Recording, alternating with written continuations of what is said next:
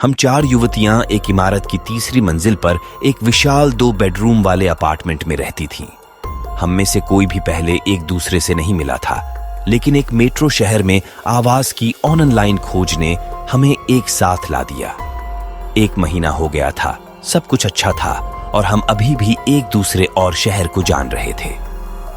एक विशेष रविवार की रात भर बाहर रहने के बाद हम सभी लगभग 12:30 बजे बिस्तर पर चले गए। हमारे कमरे में 2 रानी आकार की खाटें थीं।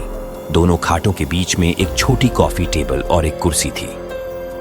सुबह लगभग 2:30 बजे मैं अचानक जाग गया।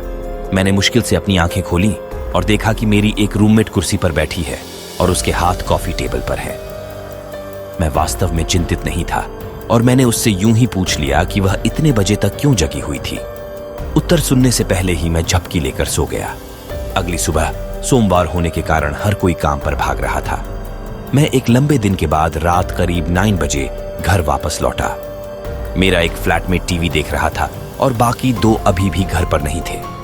हमारे दिन के बारे में बात करने के बाद उसने आश्चर्यजनक रूप से मुझसे पूछा कि कल रात कौन जाग रहा था और लिविंग रूम की लाइटें चालू और बंद कर रहा था।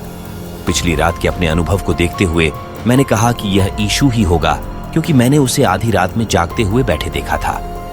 हम दोनों की इस बातचीत के लगभग आधे घंटे बाद बाकी दोनों फ्लैटमेट भी घर पहुंच गए। जब हम सभी रात का खाना खा रहे थे, ईशू ने मेरी तरफ देखा और मुझसे पूछा कि मैं हमेशा आधी रात में क्यों जागता हूं और मुझे अपने बिस्तर के बगल में पानी की एक बोतल रखने की सलाह दी। हैरान होकर मैंने उससे झांसा देना बंद करने को कहा, क्योंकि मैं तब तक नहीं उठता जब तक मैं अपने अलार्म को कम से कम 3 बार स्नूज नहीं कर लेता।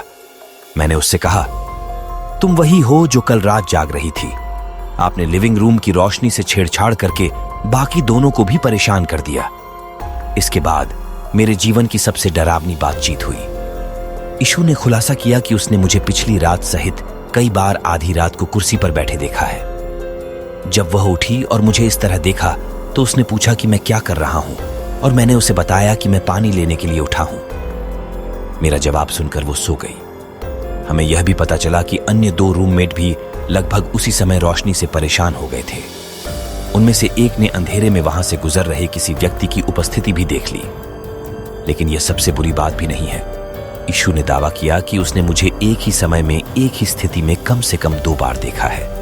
यह पहली बार था जब मैंने उसे कुर्सी पर बैठे हुए देखा। थोड़ी जांच के बाद हमें पड़ोसियों से पता चला कि पिछले किराएदार के निधन के बाद गर्भपात के बाद घर 1 साल से अधिक समय से खाली पड़ा था।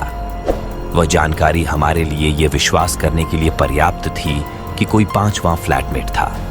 कम से कम यह कहें तो हम सभी ने 1 सप्ताह से भी कम समय में जगह खाली कर दी।